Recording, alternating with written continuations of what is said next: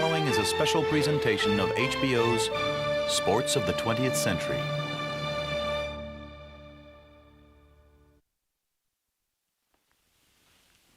He takes me on this car ride, right? He says he wants to ask me a key question.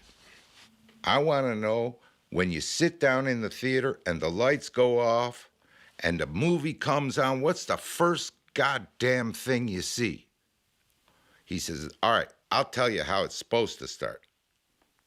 It's a fighter plane from the pilot's eye, and it's flying over Korea, Seoul. And it's flying slow and sunny, and then bang, wham, boom! I mean, the biggest goddamn explosion you ever saw on the screen. And then it goes dark. Dark! For maybe 10 seconds, there's nothing. And then when it comes back, there's the ballpark. And the crowd roaring. And that's how it's supposed to begin.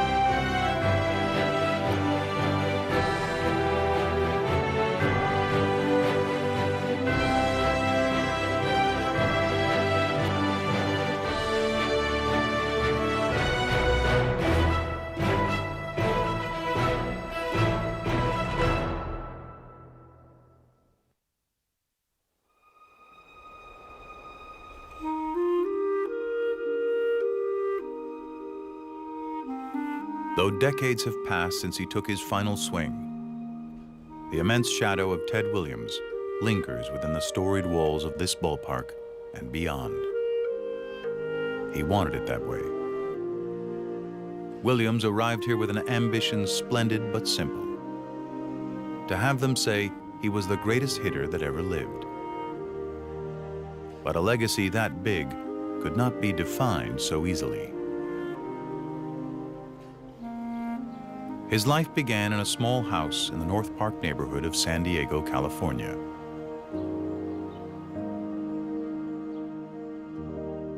He had no home life, really. He was a first latchkey kind of kid. He had a father that had kind of become absent and a mother who had thrown herself into the Salvation Army. And it was kind of ironic that his mother was off saving everybody else's soul and wasn't around to really take care of her kids. I think he had a very strange relationship with his mother, feelings about his mother that she'd kind of let him down. My mother was strictly Salvation Army, strictly non-family, a wonderful woman in so many ways, but I wouldn't want to be married to a gal like that. The house was dirty, and Jesus, I hated it. There were two Williams boys, Teddy and younger brother Danny, born to Mexican-American Mae Venzer and her husband Sam Williams, a photographer. With both parents away so much of the time, the boys spent many days and nights of their childhood alone. Both my father and Ted, went their own ways. And I think,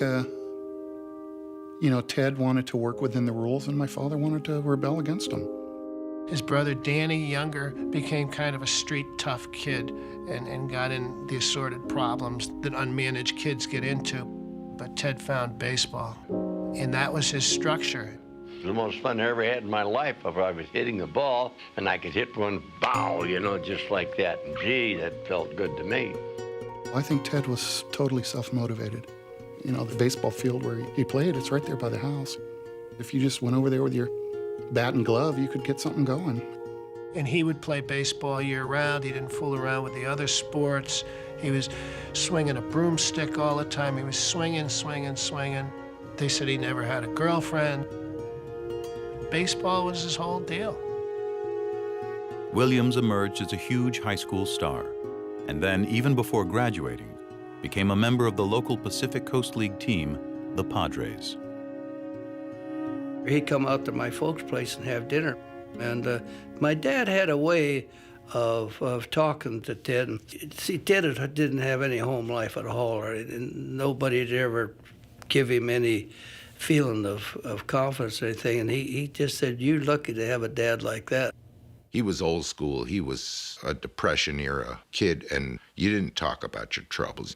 You know, Ted would just say, it was full of troubles at home. And that was that.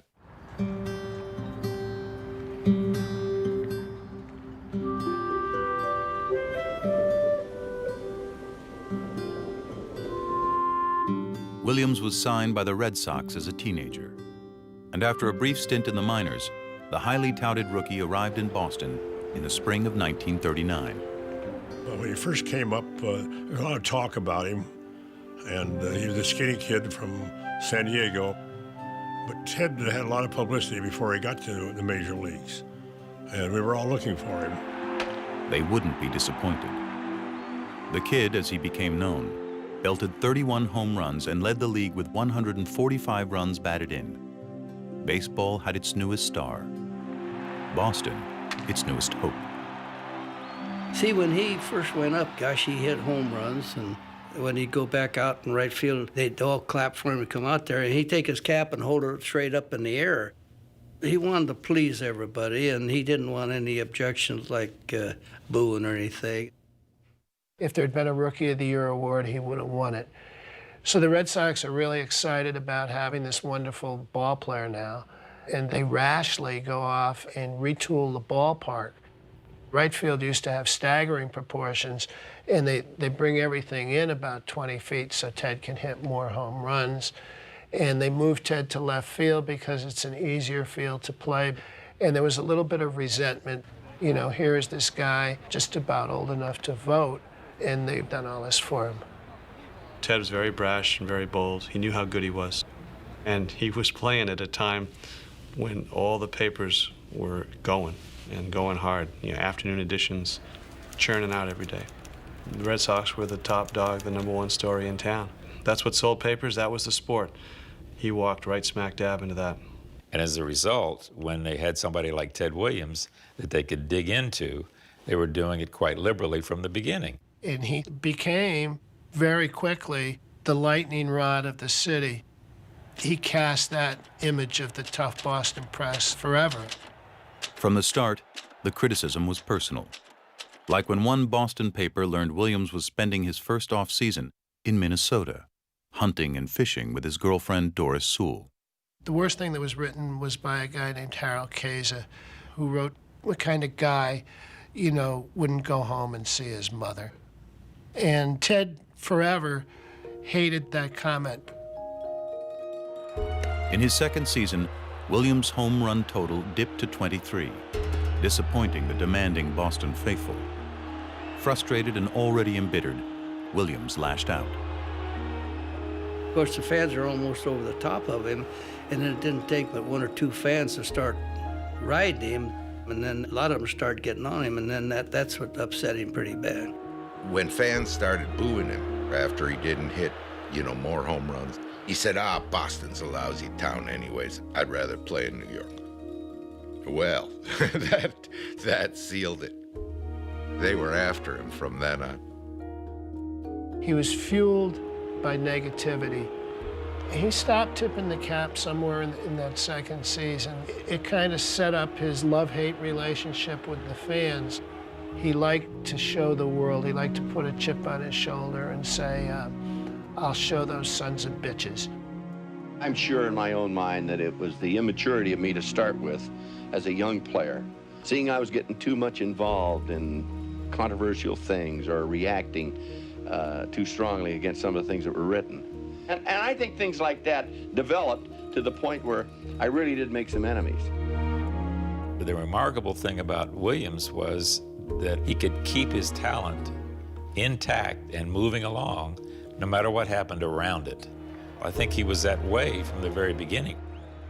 There were things he was insecure about, but there was one thing he wasn't confused about, which was that he could hit the goddamn ball.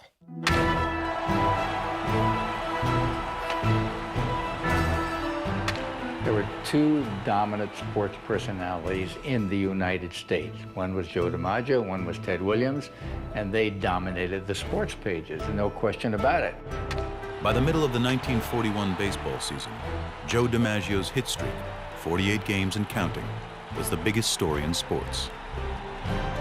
Ted Williams' more modest streak of 23 games had ended in June, though he was hitting above the magical 400 mark. Ted was thought to be the pure hitter. Joe was thought to be the all-around perfect ball player. He could hit, he could field, he could throw, he could run. It's hard for people today, I think, to understand the way those two were viewed. We've got heroes today, and we've got great hitters and great fielders, but these two men stood out.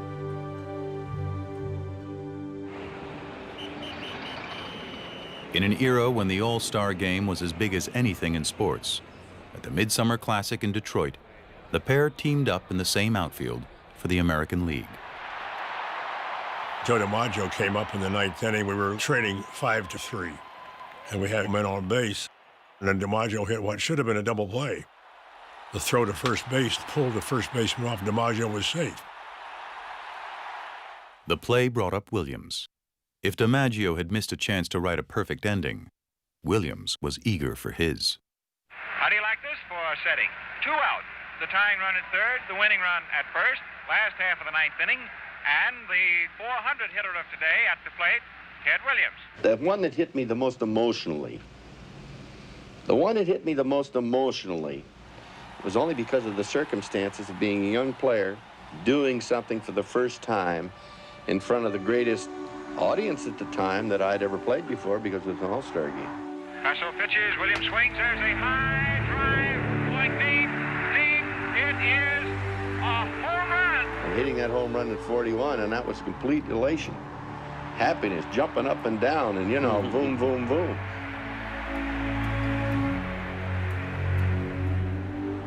You remember other home runs, other hits, you know, but hit me the best, the heaviest. Joe DiMaggio's hit streak ended on July 17th at 56 games. The Yankees would coast to the pennant. But in September, the attention again turned to Williams.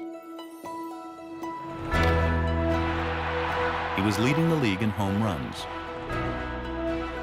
contending for a Triple Crown, and still batting .400. But on the road in Philadelphia, the final weekend of the season, his average dropped. I walked all over Philadelphia that night worrying about not hitting .400, really. There was a doubleheader the last day of the season. He was at 3.996. And the manager, Joe Cronin, told him that he didn't have to play. Cronin, operating under the assumption that statistics were always rounded off, believed Williams already had his .400 season. Cronin told him, you can be a .400 hitter if you want to stay out. Ted said, no way, he wanted to play. And I thought, well, geez, what's he talking about? I said, I'm going to play. He said, if I'm a .400 hitter, I want to be a .400 hitter all the way through. In the first game, Williams went 4 for 5, raising his average to .404. It was a great thrill when he finally did hit that .400 mark. And they weren't cheap hits. I mean, he was just so good. And he wasn't finished. He played the second game as well, finishing 6 for 8 on the day and .406 on the season. Several weeks later, Joe DiMaggio was named the American League's most valuable player. I think Ted thought that Joe was a great player and an unhappy man. And Joe was terribly jealous of Ted. Joe was furious that Ted was the one who had hit .400 and not him. DiMaggio spent his life trying to be the hero we wanted him to be. Ted would never do that. Ted was supposed to be the terrible Ted, the problem child, the brat. But actually, Ted was a very generous soul and great to his fellow players.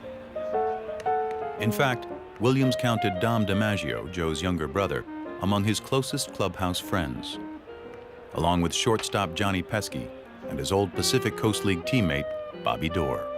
He was just a really true friend. He would do anything in the world for you. And everybody on the ball club liked Ted. He's the type of fellow that draws attention. It seems like if he walked into the room, if there was 15 people in there, within 4 or 5 minutes, they'd all be around Ted. I thought he was the almighty when I first got there. Of course, I was the third man in. He used to make fun of me once in a while. And he'd call me by my Christian name, but he didn't even pronounce it right. He'd say, Johnny Pavaskovich, huh? He said, what is that, a disease? He lived like the kid that he wanted to be from the start. He hung out with a clubhouse guy. He lived almost like a small towner in Boston. He didn't go out to dinner with a lot of ball players. He wasn't a big carouser. But he collected a bunch of people that he came across, you know, ordinary people who he became closest to. The crowd was cabbies and firemen and guys he'd met on the street. And none of the nabobs of Boston was invited. He didn't like people who thought they were something great and maybe thought he wasn't. When I was a little kid, I wanted to be a baseball player, and we didn't have television then. We just had magazines. And I used to read about Ted Williams. And because he was left-handed, and I was left-handed, because he was from Southern California, and I was, because as I learned more about him, he grew up in a neighborhood very similar to mine, I just made a connection to him in my head. And I thought he had just an incredible swing. I tried to pattern my swing after his, but from looking at pictures. And the more I learned about him, the more I realized that he was a scientific hitter with just incredible natural ability. Anticipation. You see a fastball and your eye-hand coordination isn't quite good enough. You gotta say fastball and start in that area. So you anticipate what's gonna go on. Up, there it is, bam. Ted just brought a passion to hitting a baseball that I don't think Boston had seen, or maybe anybody had seen. Nobody had deconstructed that simple act the way he had. When he talked about baseball, it was like water coming out of the river. In the batter's box, he was like a scientist. He knew why the curveball curved, and he knew brains in the bat. And he made a study of the pitchers. He knew more about every pitcher in the league than they knew about themselves. Trying to sneak a fastball by Ted Williams was like trying to sneak a sunbeam by a rooster in the morning. It's not going to happen. He did things in his head that they do now in computers. And the scientist and weigh them to make sure they hadn't gained an ounce of moisture. He didn't have to look a certain way. He didn't have to have shined shoes. He didn't wear a tie. But on the ball field, in the batter's box, nothing was beyond or beneath his notice. He had to be perfect. But 2 months after the 1941 season ended, his pursuit of that perfection was threatened by war. December 7th came, and there were a bunch of guys in baseball, Bob Feller at the head of the list, who went right down and joined the services. And, you know, those were the gung-ho guys. And Ted wanted to play another season. He was classified 3A because he was supposed to be sole support of his mother. But he hadn't seen his mother in 2 years, and it was all looking a little shaky. He tried to deny it, but that gave more fodder to the press that he was dodging the draft. I don't think Ted was a draft dodger. I think he probably wanted to continue his baseball career. What his thoughts was, I really don't know. I never discussed it with him. But I know my thoughts, and I thought the right thing to do was to get busy and fight. Williams won the Triple Crown in 1942, but it would be his final season on the diamond for some time. He enrolled in Naval Flight School in November. The great hitter soon developed into a great pilot. And perhaps surprisingly, the ornery star took to the military life like a natural. The truth is, he was a very structured person, and in fact, thrived on being structured. He never had a problem with anybody over him, never had a problem with an officer. When I was at pre-flight school at Chapel Hill, North Carolina, With the war getting going, I just had signed up as a young guy. I was 18. Ted came there to Chapel Hill, and we all standing around watching it to pre-flight. And he just electrified everything he did. Coordination, you know, is important in flying. You got to get the feel of the airplane, and he had that down cold. Williams spent 3 years in the service, eventually becoming a flight school instructor, but never seeing combat. He also found time during the war to marry longtime girlfriend Doris Sewell.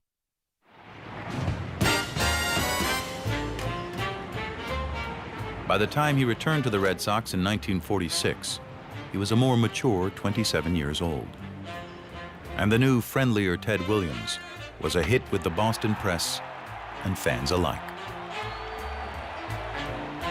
He was the big guy, and he had that air about him that would stop a whole stadium in its tracks. He was impossible not to watch. He was marvelous. I mean, everybody would get a thrill when Ted Williams came out. We just got off to a good start. We got out 10, 12 games, and it seemed like we stayed that way all season. We just had a ball club that seemed like it molded together.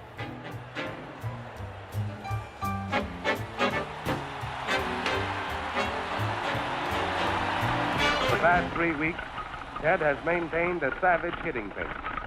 He is leading the league in home runs with 27. He is hitting .351. Williams was rocketing line drives into right field, doing his part to keep Boston atop the American League. But just after the All-Star break, a strange new idea coming out of Cleveland threatened to derail him. They had the Ted Williams shift, which Lou Boudreau, our manager, developed. Everybody played on the right side of the field. Well, I was almost embarrassed because I thought, what are they trying to do, make a joke out of this thing? But little did I realize that this was going to be an obstacle for me, and it was. That was the knock about him, that he would never hit the ball to left field and take advantage of the shift. And my gosh, Ted would not go out of that strike zone. People said, well, he'd help the club better if he'd hit a ball out of the strike zone to get that run in. Ted said, well, if I start doing that, I'll create bad habits. The seemingly inflexible approach offered more fodder to his critics, who argued that the best hitter in the game could swing at a less than perfect pitch for the sake of helping his team score runs. Still, Williams did foil the shift at a key moment. On September 13th, he hit a ball to left field for a game-winning inside-the-park home run, clinching Boston's first pennant in 28 years. They had nearly 3 weeks to wait for the World Series. But once again, nothing would come easy for Williams and the Sox. The manager was worried that the Red Sox would be stale by the time the World Series came, so he set up an exhibition series against the purported stars of the American League, including Joe DiMaggio. But Williams gets hit with a pitch in the elbow, and he was never really right, I don't think, for the World Series.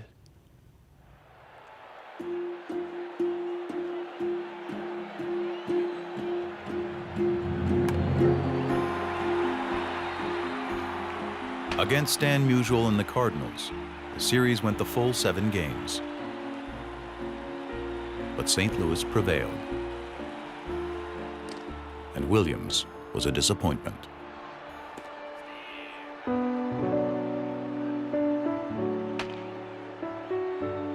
He got shut down. Nothing but singles, hits 200. It's a pathetic showing. To the day he died, I think that really grated on him, and there was no answer for it.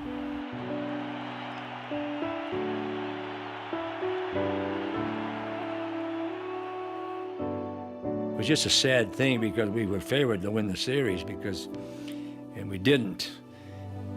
Ted Williams actually wept. He didn't have a real good series, but he got us there. I couldn't believe that I'd been so lousy. I was kind of shell-shocked to think we'd lost. God, I was so completely upset. And I remember I just broke down and started crying. Right then, it just hit me so hard.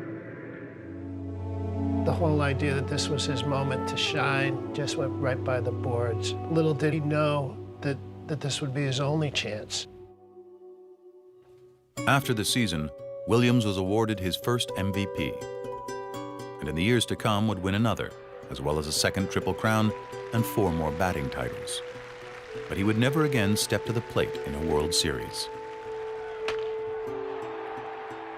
In 1948, the Red Sox lost a 1-game playoff to Cleveland. The ball game is over. The Indians win. The ball game 8-3 on the American League pennant. Tommy has the Yankees win the pennant. And the following year ended even more painfully for Boston. Needing just one more win, the Sox lost the last 2 games of the season to their arch rivals in Yankee Stadium.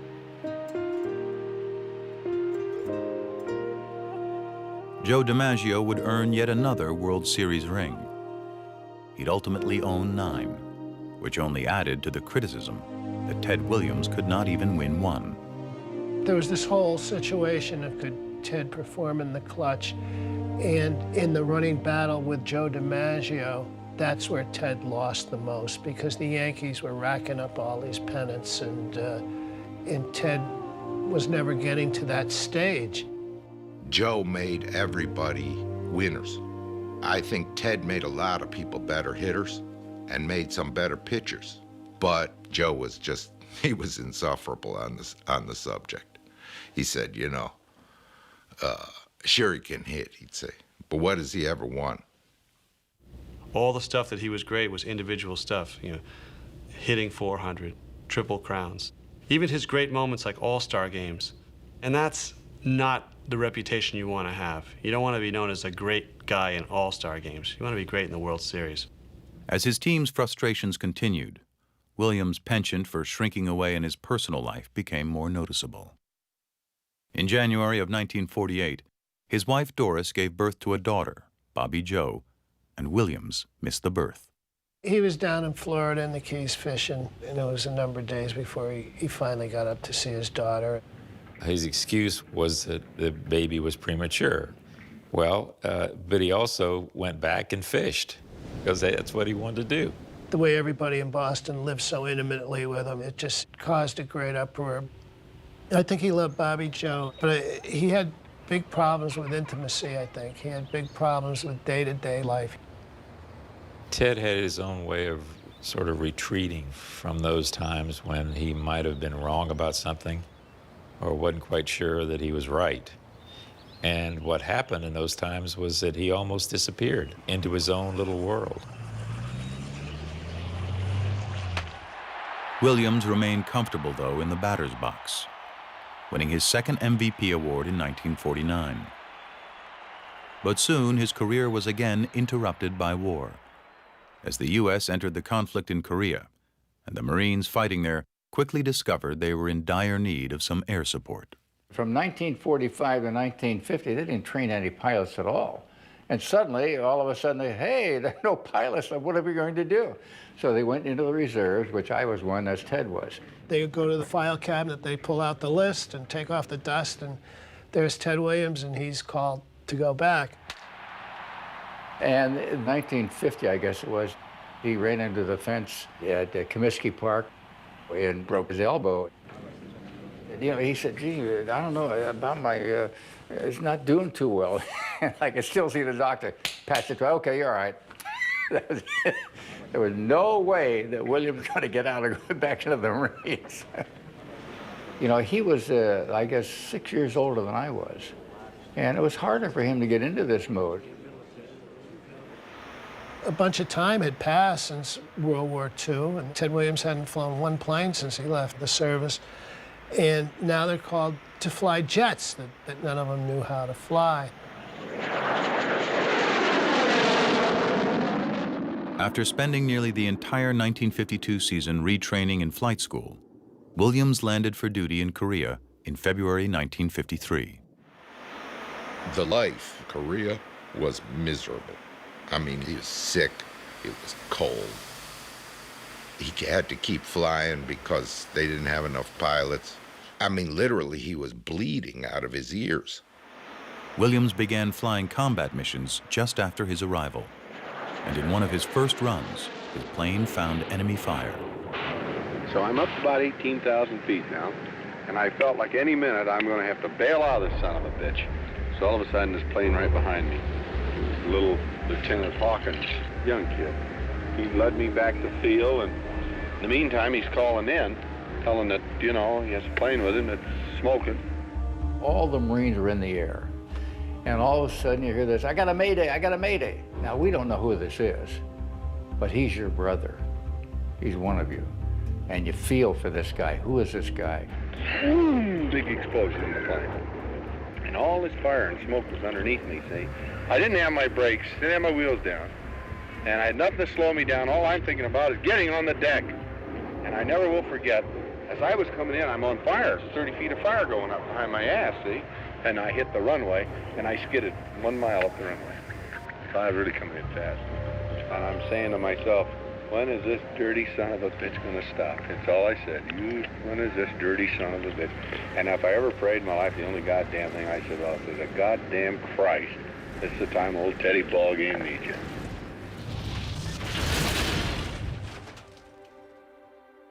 But he landed on the stomach of the plane, and why he didn't blow up, I'll never know. It's a miracle.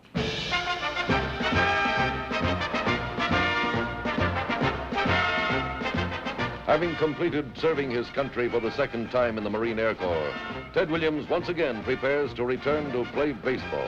Ted, I understand it's your future address at Fenway Park. Is that correct? Well, as of now, that's where I'm scheduled to go, Colonel. I plan on being up there tomorrow, and needless to say, I'm anxious to see if I can still hit. He hadn't had a bat in his hand, you know, since he had been away. It was a Friday night before a game with the Detroit Tigers, I remember, and I went down because I wanted to see this. So all of a sudden, here he comes, right into the batting cage. Then Ted hits one out. Then hits the next pitch out. Then hits the next pitch out. The Red Sox are watching it, and they're going nuts. And Schreiber, the pitcher, is starting to get into it, too. And Williams is screaming at him, throw it, don't watch it, throw it.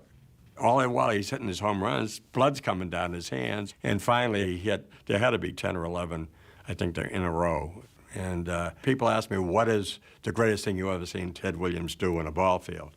And they're surprised when I say, well, how about batting practice? What do you think of Ted Williams? I think he's a great ball player, and I hope he stays on a couple of more years. You do, huh? Yes. Well, I think he will stay a couple more years with Boston. You coming to see every game he's on? Yes, I hope so. Fine, it's nice to hear that.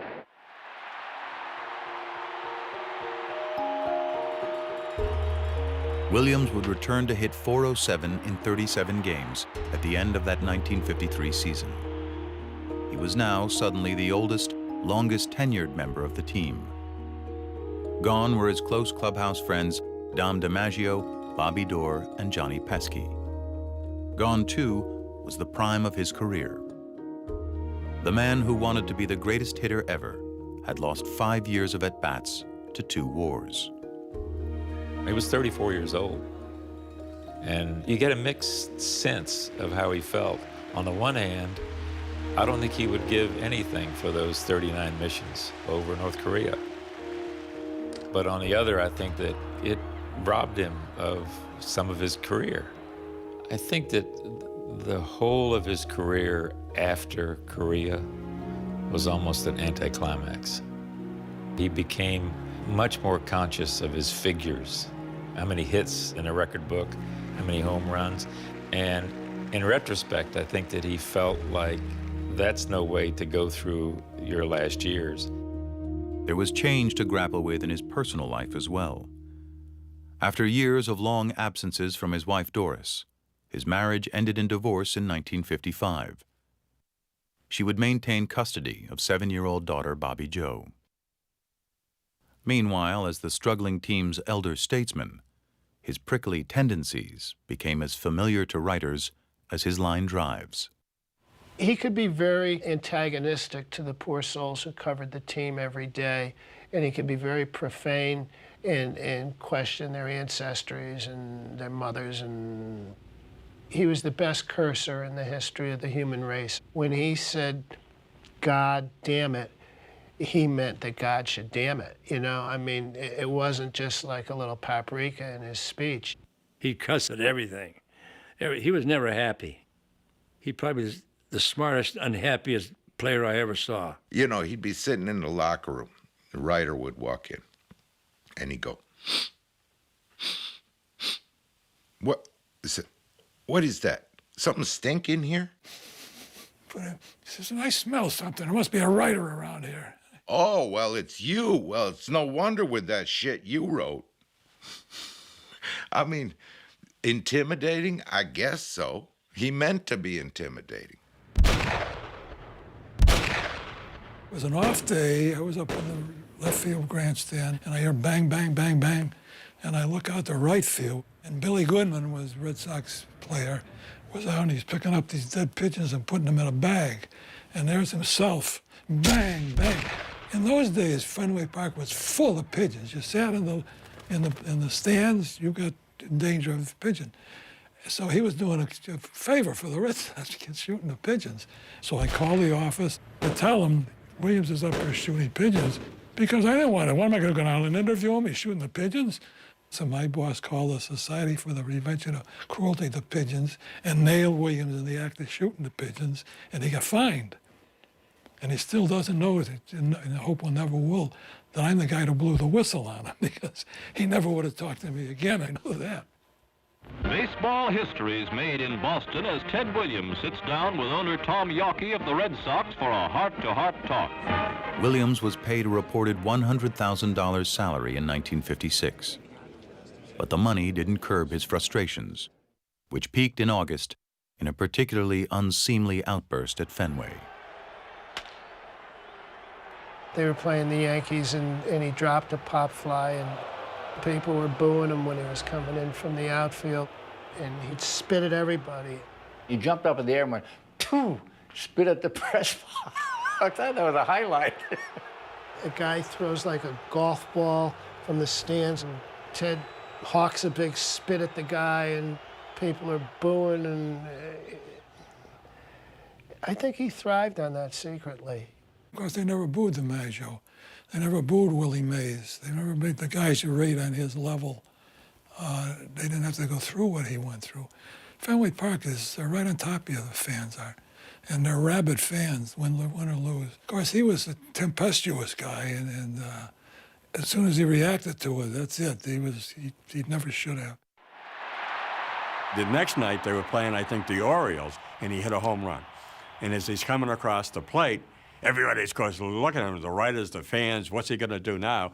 And as he crossed the plate, he took his right hand and he clamped it over his mouth, as if, boy, I better not say anything, you know.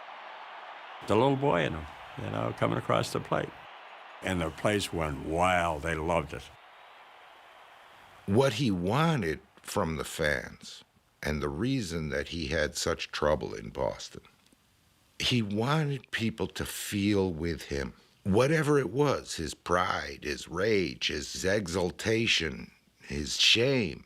But if they wouldn't feel that, then there was his scorn. And he'd make them feel that. The thing that has irritated me more over the years than anything else has been the fact that untruths written about me in the paper. And it just irks me and irritates me so much that I just explode at times and possibly do things that I later wish I hadn't have done. The irony of Ted is that with all the fights that he had with sports writers and the alienation he felt, he was probably as accessible as any athlete that came through. He got hooked in early with the Jimmy Fund charity, and he would go all over the place for the Jimmy Fund. Can you think of anything more dreadful than a child sick with cancer? Here at the Jimmy Fund building, a highly trained staff devote their lives caring for children. Boy, he was great, and we fell in line with him. He went to a lot of hospitals to see kids that were hurt and never turned anybody down on anything like that. They had an event for the Jimmy Fund. It was one of the 3 or 4 times Ted wore a necktie in Boston, and he came out for this, and only because people were going to pony up dough for the Jimmy Fund. And he gave this tremendous speech about how, you know, all the bombs in the world won't do as much as a hand dropping a coin into the Jimmy Fund container. And that sense of unfairness, that's what brought him to it, I think. It just wasn't fair for a kid to have to battle this. I think that Ted appreciated what that meant. Because let's face it, the wonder of the world when you're a kid is diminished a lot when you grow old and much more cynical. And I think that he did appreciate childhood so much. The Kid.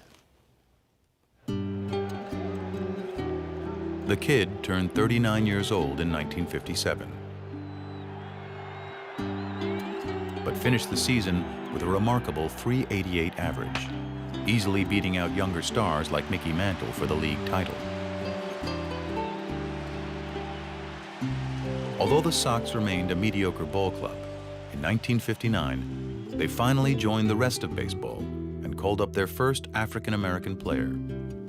But when it came to Pumpsy Green, black and white didn't matter to Ted Williams.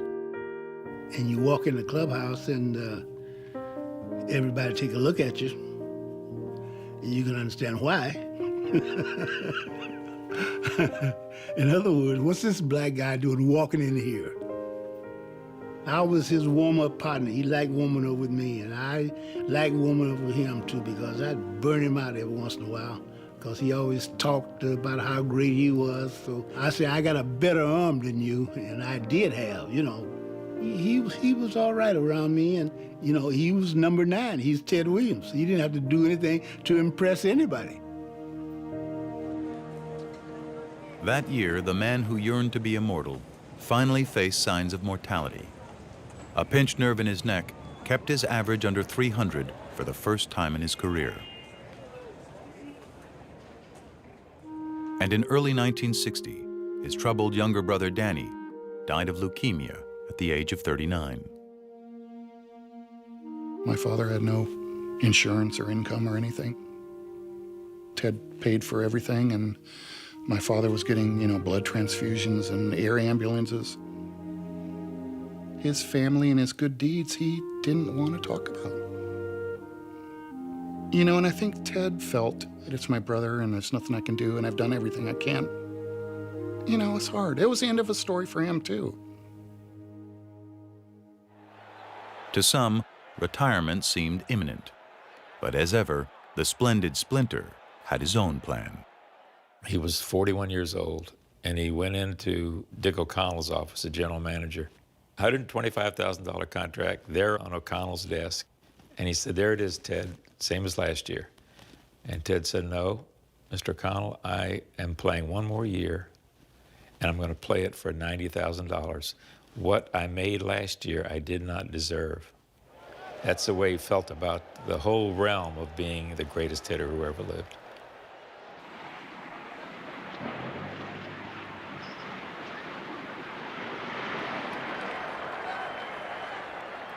I interviewed a blind man at Fenway Park. He was sitting along the first base line.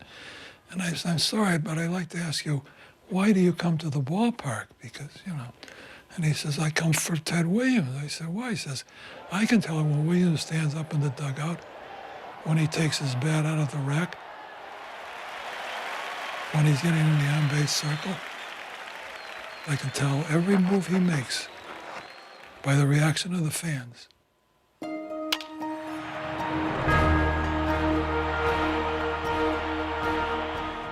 And in the 1960 season, the hitter was reborn. Batting over 300, slugging his 500th home run, and providing one of the most dramatic final bows in sports history.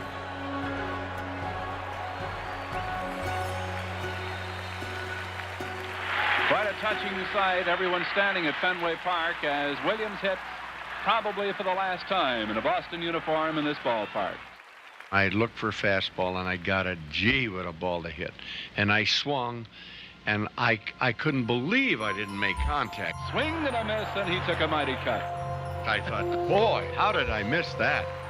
Well, you can bet your bottom dollar Williams would like to hit one out of here right now.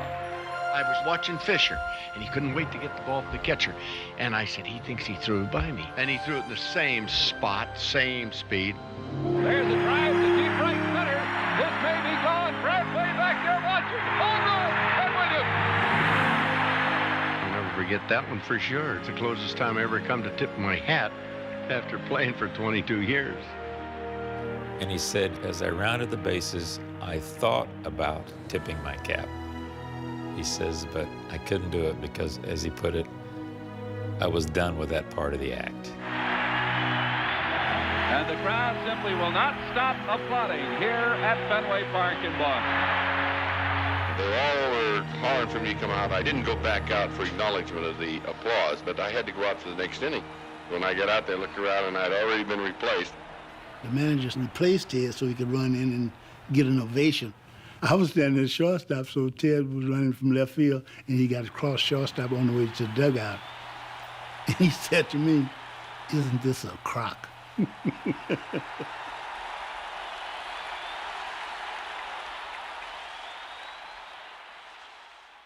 He got in the car, he drove underneath the grandstand, out through the center field fence, just so he could duck us. And this is the biggest story of the year, Ted's last game. Hits a home run, how do you feel? What about? He's gone. He got even with us. That was his revenge. The big news story of the past 7 days was not Mr. Khrushchev or the presidential campaign. It was the news out of Boston that Mr. Ted Williams had retired as an active ball player for the Boston Red Sox. It seems that at 42, he was too old. It does show that perhaps experience doesn't count.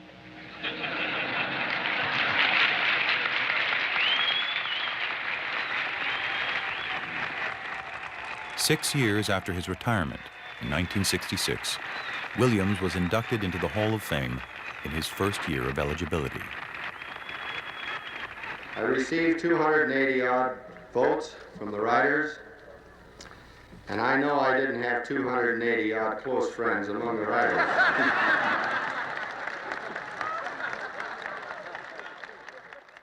Now, I grew up in a household where my father shopped at Sears.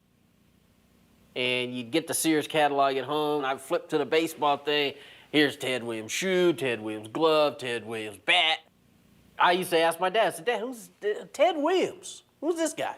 And I know for a lot of people, that's where you got your first glimpse of Ted Williams. Who's this guy, you know, with the fishing hat on and the fishing pole in the Sears catalog?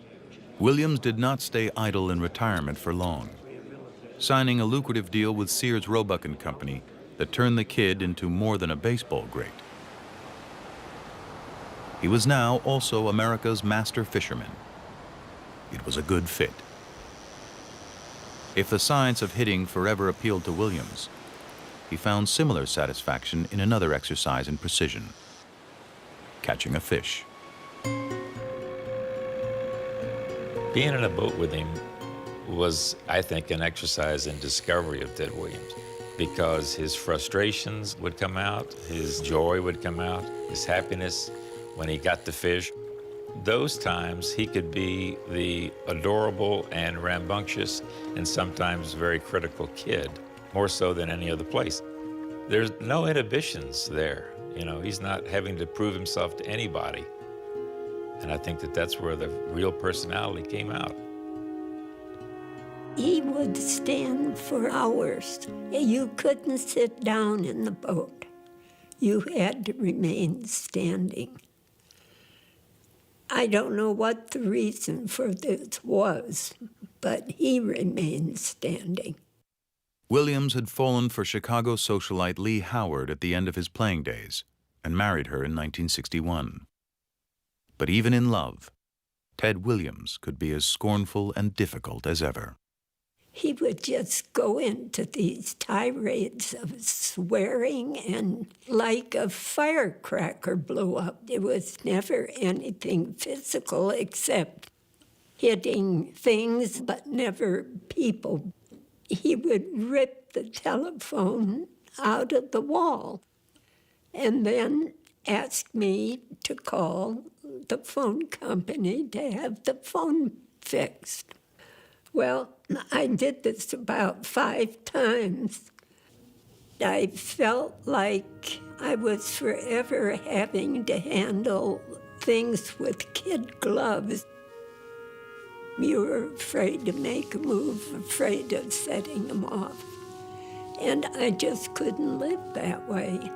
I loved the man very much, but the life was for him and not for anybody else. The marriage lasted less than 5 years, but he quickly found himself walking down the aisle yet again. The third Mrs. Ted Williams was Dolores Weddick. a Vogue model and actress. Soon came a son, John Henry, and 3 years later, a daughter, Claudia. But another chance at fatherhood didn't make Williams any easier to deal with as a husband. And this wife battled back. It was like two chemicals hitting each other in the chemistry lab. I mean, it either was an explosion or a wonderful creation. Listen, if you go 3 days with him, you're lucky. That's it. The honeymoon's over after 3 days. Then the fights start, and then he acts like a little boy, and you love him all over again, and then it's smooth rolling again, and whoops, then there you go again. The pattern repeated for 6 years before ending in another divorce. Williams was done with marriage, but was able to find lasting companionship in an old friend named Louise Kaufman. She had waited for him through 2 wives before they finally got together. With Louise, she could hold her ground, and did. She'd make me so damn mad. I said, damn you, and she said, yeah, you go ahead and hit me, I'll kill you. It's a little fiery Scotsman, terrific gal. But I think she also had another quality that was essential, and that is that she could overlook and overlook and overlook. It was hard to keep up with his emotions. But you needed to be a duck and let that water roll off your back. And it took a while to learn that. Of course, it's tough for a little kid to get yelled at, and then 5 minutes later, we get one of these, meaning I want a kiss from you, and everything's fine. And John Henry and I, no doubt, were in that boat. We rode every storm with him. I think he loved all his kids, but he didn't like to be accountable to anybody, and he very quickly, I think, got tired of any parental kind of role, and he liked to control his situation, and kids aren't part of a controlled situation. Everything that he did was broken down to a science, right down to playing a game. There was a serious side to it that we all tried to figure out pretty quick. I mean, it was always a competition, which is great for little kids growing up because all we wanted to do was impress our dad. And it may have been the most daunting task of all for the legend's only son. I think Ted loved the idea of having a son more than having a son, in a way. And I think John Henry had a tough time growing up with this alternating no father figure, and then when he got a father figure, a ferocious father figure. As family life grew more complicated, Williams made a return to the familiar, the ballpark. He had been on the outskirts of the baseball world for nearly a decade, when in 1969, he accepted the job as manager of the Washington Senators. There was a time when you were considered hard-headed. Aren't you kind of like the flying ace who becomes the colonel? You now have to deal with equally hard-headed fellows. Well, you know, the funny thing of it is, when you fellows all bring up the point about controversial, you always bring that word in. Funny thing of it is that I was supposedly a controversial fellow in a lot of ways, but still I never had any trouble with a manager that I played for, and I'm positive that I'm not going to have any trouble with these boys as if it was me. Thank you. The word controversial you brought up. I didn't say You just said controversial Did ahead I of me. say controversial? Sure you did. No, sure you did. I thought I had managed to avoid that No, word. you said controversial. Gosh, you beat me to it then. I'm sure you said controversial. Play it back. What's the matter with John? He was named American League Manager of the Year after his first season, but soon tired of teaching players who didn't have his talent and quit the job in 1972. He would, however, continue to make periodic returns to his old confines at Fenway. Ted Williams with the catch. Last night, his number 9 and Joe Cronin's number 4 were officially retired. And as the years passed, memories of the petulant and combative star seemed to fade, replaced by images of an aging folk hero. Became campaigned for me up in New Hampshire. It's like I was walking along with a rock star. who's this guy with Williams, you know, that kind of thing. It's a special honor to have the privilege of presenting the nation's highest civilian award, the Presidential Medal of Freedom. The longer he was away from Boston and the longer he was away from the game, the more affection there was for him around here. I tip my hat to all the people in New England. Baseball came around, Boston came around, even the writers came around. By his later life, he was revered.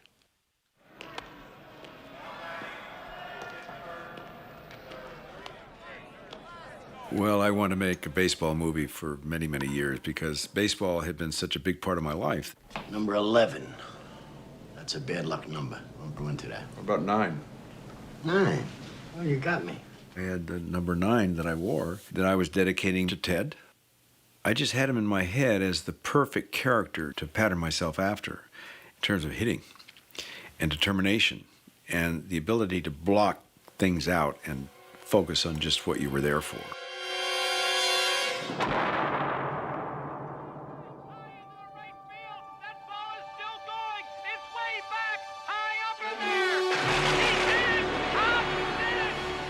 It was just an homage to someone that I had respected and idolized much of my life, and it was a chance to really bring that to a close. He wrote me a very nice note. He was very complimentary, very nice, and I said, well, he can't be too complimentary because he hasn't met me. You know, I could be a dork. I wanted him to come on the set so I could just shake his hand, but he was too busy fishing.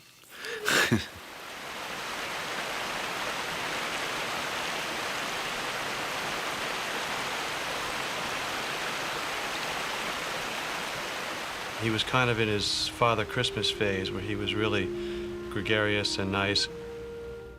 Had we been peers, I think he would have hated me. I certainly would have been lumped in with the writers that he didn't like. But in 1993, my daughter, who was 8, Kate was 8 years old, was diagnosed with leukemia. She was in Children's Hospital. Ted's son had been trying to get me to write about, I think he was opening a store or something like that. And I got back to him. I explained the family situation. And within a few minutes, the phone was ringing. I answered, and it was just this loud, booming voice, and I had no idea who it was.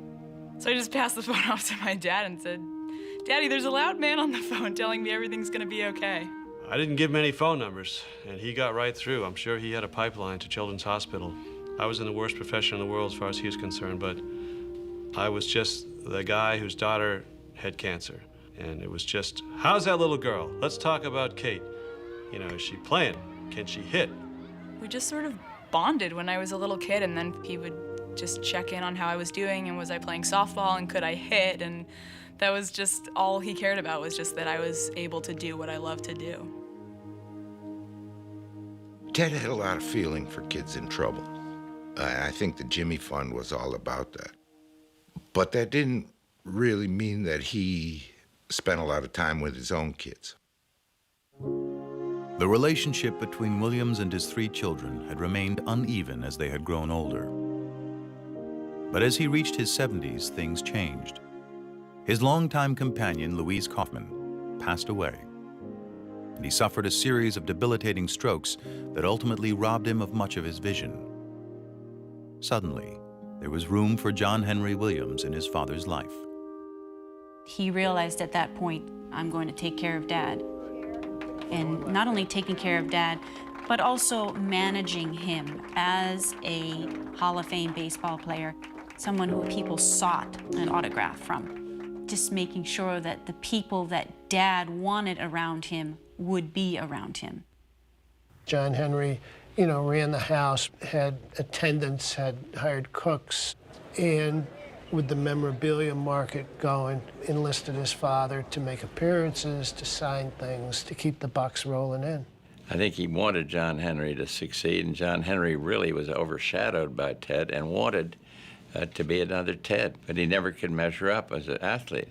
And so he surrounded himself with memorabilia and kind of liked to be the go-to guy for Ted. People didn't like John Henry, the business people, those who had dealt with him. and everybody seemed to have an end with a bad relationship, and it just was epidemic. And Ted never saw it. And again, his vision wasn't very good, and John was running his life for him. There's a debate about how much Ted wanted to sign and how much John Henry wanted Ted to sign. And Ted, at different points, complained to people that he was working real hard. It seemed excessive to a lot of people that were around it, and on a couple occasions, it seemed excessive to Ted, too, I guess. No one, and you can get me on tape saying this right here, no one asked Ted Williams to do anything he didn't want to do. Doesn't matter what it was. Signing a baseball, going to some function, screw you and the boat you showed up on. I ain't doing it if I don't want to do it. It looks like John Henry was taking advantage of his father's name. But the part that I think is too often missed is that John Henry was there for him. Despite everything, I think Ted truly appreciated that. He says, he's a pain in the ass, but I love him. To his credit, he spent a lot of time with his father. It wasn't a barrel of laughs those last 10 years. Get him in the shower, dressing him. And John was there. I believe he was a loving son. I do. I think he had some weird ideas, but I do believe he loved his dad. What a perfect way to wind down this millennium with an all-star game here at Fenway Park. In July of 1999, many of baseball's all-time greats were honored in Boston. And the kid, who had captivated the city for 6 decades, took center stage at home one more time. I found out that he was really nervous about how people were going to react. I mean, you're Ted Williams. This is Boston. He was really concerned about that. And that night, they let him know how they felt about it. Ladies and gentlemen, he wore the Red Sox uniform for 22 years. He was the last man to hit 400 in a season, and he did it 58 years ago. Ladies and gentlemen, please welcome the greatest hitter that ever lived, number 9, Ted Williams. If you had a ticket, you had the best seat in the house. I don't care where you sat. That was the greatest. It's all about this pageantry and this big gala, and here's some of the greats of all time are there, and then he came on, and it was like the needle just scratched off the record, and it was like, wow. It was a wonderful scene, wasn't it? Because you could see that he didn't expect it. I think what really touched him was the players coming around and gathering at his knee. And they were like little kids with these wide eyes, almost like they were talking to Santa Claus, right in the middle of Fenway Park. We try as hard as we can and hope that this moment translates on television. It was very difficult to speak after that. And I remember specifically the producer telling me in my ear, okay, your mic's open. Your mic's open. And I'm up there going, I can't make any noises right now. He's like, where's the kid? And he was looking for me, and I'm like, Ted, I'm right here. My man, right here. You're gonna be everybody's man, boy. I was just taking it all in. I was just going, wow, this is just the coolest thing, greatest thing. This is, you know, savor it. Don't ever forget it. You could see no one wanted to leave. You know, McGuire and Gwynn, they were around him, you know, these legendary people trying to get their moment with Ted. He asked Mark McGuire if he smelled burnt wood when he was hitting. Just a typical. Ted is in the cart, and everybody's going over and saying hello. How you doing, Mr. Williams? Good to see you, Mr. Williams. And Mark McGuire comes, how you doing, Mr. Williams? Mark, hey, Mark. You ever smelled burnt wood when you were hitting? Typical Ted Williams. Ted Williams is the pitcher. Carlton Fitz is the catcher. When he was getting ready to throw out the first pitch that night, I'm the guy standing there listening to him. You know, he's like, Tony, where's home plate? Where is he? Right there. Oh, all right. He didn't know where the hell he was throwing it. He was just throwing it, and he threw it right to Carl.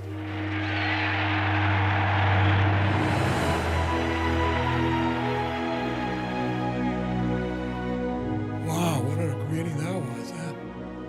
You say to you, well, the ball game's over. Did I win or lose? And what was the score, and I think this told them that he had won. That was like the official goodbye visit. You knew this was a guy that had trouble, and this was the city's chance to say goodbye.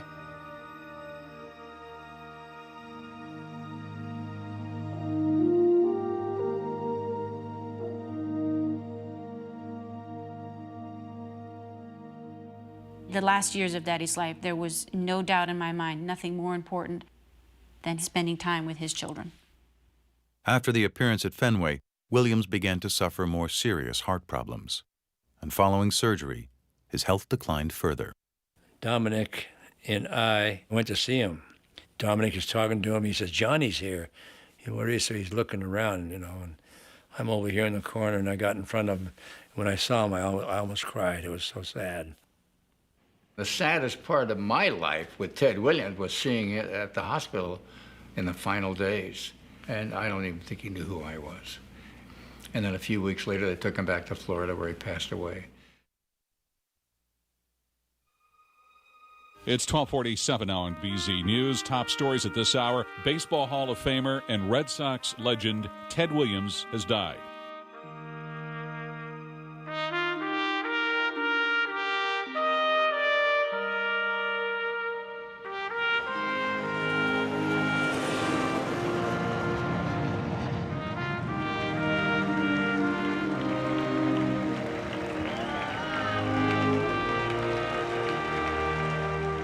We had the tribute to him at Fenway Park. Some of the other older guys are there, and the reception he got was just amazing. I lost a friend. When he passed away, I lost a friend for sure.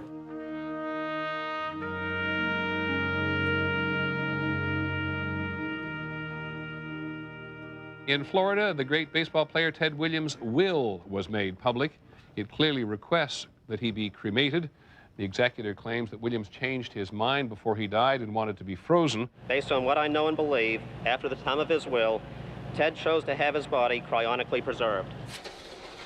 Somewhere in this Scottsdale, Arizona cryonics laboratory may be baseball's greatest hitter, Ted Williams, suspended in liquid nitrogen at 320 degrees below zero.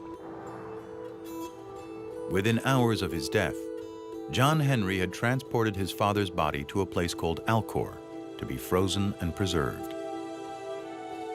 Bobby Joe, how are you doing? How are you doing? All right. Older daughter Bobby Joe, long estranged from her siblings, fiercely and publicly objected, claiming fraud and citing a 1996 version of her father's will that stated he wanted to be cremated and his ashes spread over the Florida Keys.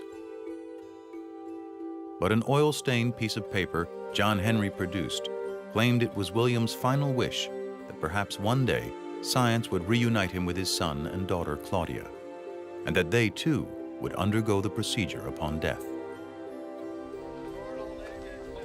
A public uproar ensued. In the end, the court upheld John Henry's version of the will, and Ted Williams remains in Scottsdale, Arizona. What I would say first and foremost about my father's passing is this: that is an extremely private family matter, and it should have never, ever been a part of a media scandal. We know what our father wanted. In a sad epilogue, John Henry Williams died 2 years after his father of leukemia at age 35. Though Alcor and the family won't confirm it, it is presumed his remains have also been cryonically frozen. I feel like people are trying to break me. It's like something's going to click now that they're both gone. I'm going to say something different. Well, I'm not. We all believed in science, and that is our personal choice. It is what holds us together, what gives us hope, and if you will, that is our faith. If you were to go talk to anyone on the street and say, Ted Williams, oh, is that the frozen guy? Always. Not Ted Williams, a great hitter, Ted Williams, the war hero, Ted Williams, the fisherman. No, Ted Williams, the frozen guy. That's the sadness. That's the impact. It's unfortunate, in my view, that Ted, he became a punchline in death. But I do think as years go on, there's less association with that. This was something that I believe his son did, some kooky idea, and it's a family matter, and we're all on the outside looking in. People will remember Ted Williams the way they want to remember Ted Williams. And if they want to remember him because of the way he died, then fine. Or if they want to remember him for all the greatness that he did in life, that's fine too. But as far as what we decided as a family, remains a family decision. And the 400 hitter of today at the plate, Ted Williams. There's a high drive going deep, deep. It is a home run. Oh, what a great thrill to see him hit that ball, my gosh. Few people come through this world like a Ted Williams. He was a great teammate. He was a great leader. God, he was an utterly amazing man. I'll never forget him. For a man who had shown a flair for endings in his baseball life, his death was one more dramatic goodbye. After so many years spent at odds with his family, his public, and himself, so many years of fierce contradictions and ferocious standards, he had said all he wanted was to have them say he was the greatest hitter of all time. But of course, nothing with Ted Williams could ever have been that simple. I think that Boston increasingly embraced Ted Williams, so that at the end, not only could they appreciate him, but he could appreciate them. I think he qualifies as an American hero because he was an individualist. He was strong and opinionated, and he was John Wayne, you know? I mean, Ted was the ultimate man's man. I don't know if that's all a good thing in modern society, but he was. Guys who play the game today, is kind of their responsibility to talk about the heroes of the game, and Ted definitely was one of those. Teddy was a good man, I can tell you that. He's a good man. Ted, you really have to give him his size. I mean, he was a force, and there was a force that boiled up from him. Some took it kindly and thought him a god. Some took it ill and thought, what makes this guy think he's so great? But nobody could miss it. Like a feather caught in a vortex, Williams ran around the square of bases at the center of our beseeching screaming. He ran as he always ran out home runs, hurriedly, unsmiling, head down, as if our praise were a storm of rain to get out of. He didn't tip his cap. Our noise for some seconds passed beyond excitement into a kind of immense open anguish, a wailing, a cry to be saved. But immortality is non-transferable. Even the umpires on the field begged him to come out and acknowledge us in some way.